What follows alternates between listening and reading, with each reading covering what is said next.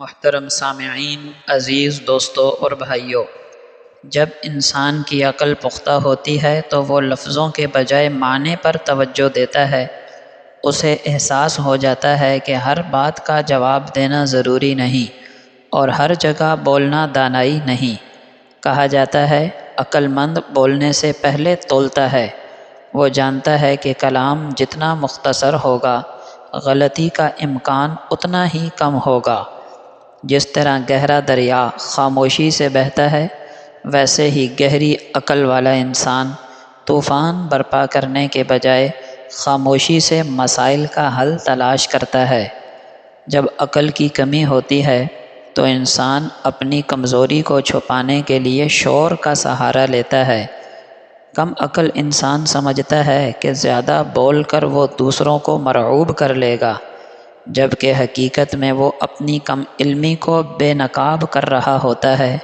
زبان کا لمبا ہونا اس بات کی علامت ہے کہ دماغ پر قابو ختم ہو گیا اور الفاظ بغیر کسی فلٹر کے باہر آ رہے ہیں۔ ہمیں اپنی شخصیت کی تعمیر نو کی ضرورت ہے۔ اگر ہم محسوس کریں کہ ہم ضرورت سے زیادہ بول رہے ہیں یا دوسروں کی بات کاٹ رہے ہیں تو یہ خطرے کی گھنٹی ہے کہ ہمیں اپنے علم اور فہم پر کام کرنے کی سخت ضرورت ہے۔ عقل تب بڑھتی ہے جب زبان بند اور کان کھلے ہوں۔ سننے سے معلومات ملتی ہیں، جبکہ بولنے سے صرف وہی دہرایا جاتا ہے جو ہم پہلے سے جانتے ہیں۔ کم بولنے والے انسان کے وقار میں اضافہ ہوتا ہے۔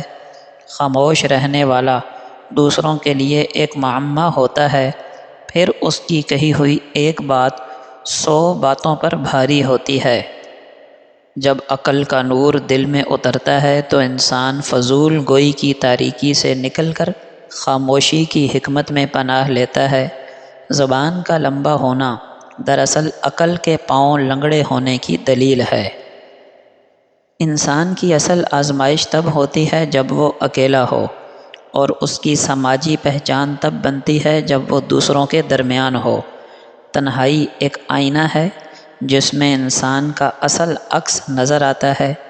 جب کوئی دیکھنے والا نہیں ہوتا تب انسان کے خیالات اس کی سمت کا تعین کرتے ہیں۔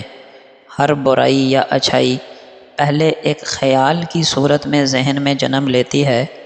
اگر آپ اکیلے میں اپنے خیالات کو پاکیزہ نہیں رکھتے تو دیر سویر وہ آپ کے عمل میں ڈھل جائیں گے۔ تنہائی میں خیالات پر قابو رکھنے کا مطلب یہ ہے کہ آپ اپنے ضمیر کے سامنے جواب دہ ہیں۔ یہ خود پر قابو پانے کا پہلا درجہ ہے۔ محفل میں انسان کی زبان اس کے خاندان، تعلیم اور تربیت کی نمائندگی کرتی ہے۔ زبان کا تیر ایک بار نکل جائے تو واپس نہیں آتا۔ محفل میں الفاظ کا غیر محتاط استعمال تعلقات کو ہمیشہ کے لیے ختم کر سکتا ہے۔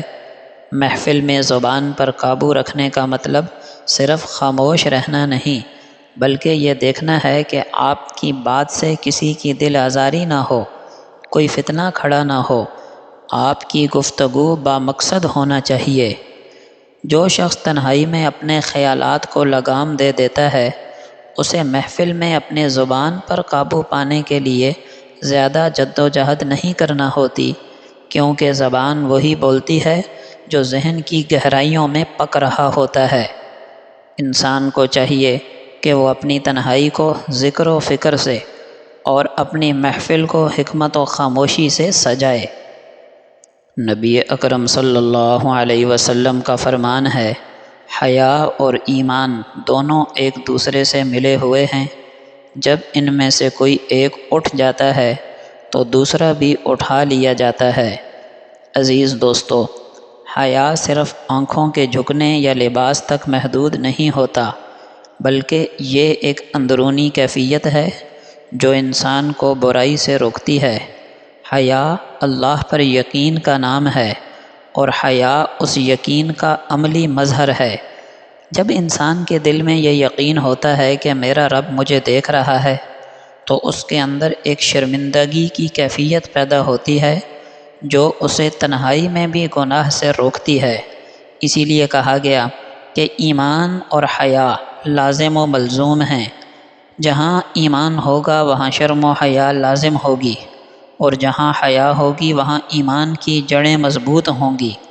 جب انسان کے اندر سے حیا ختم ہو جائے وہ بے باک ہو جاتا ہے، گناہوں کو فخر سے کرنے لگتا ہے، اور جب گناہوں پر ندامت ختم ہو جائے تو ایمان کا نور بجھنے لگتا ہے، کیونکہ ایمان توبہ اور ندامت سے ہی زندہ رہتا ہے۔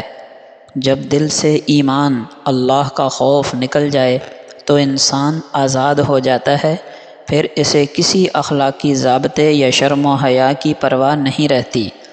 ہمیں سمجھنا چاہیے کہ حیا صرف صنف مخالف سے نہیں بلکہ حق کی مخالفت سے شرمانا، امانت میں خیانت سے شرمانا، جھوٹ بولنے سے شرمانا بھی حیا کا حصہ ہے۔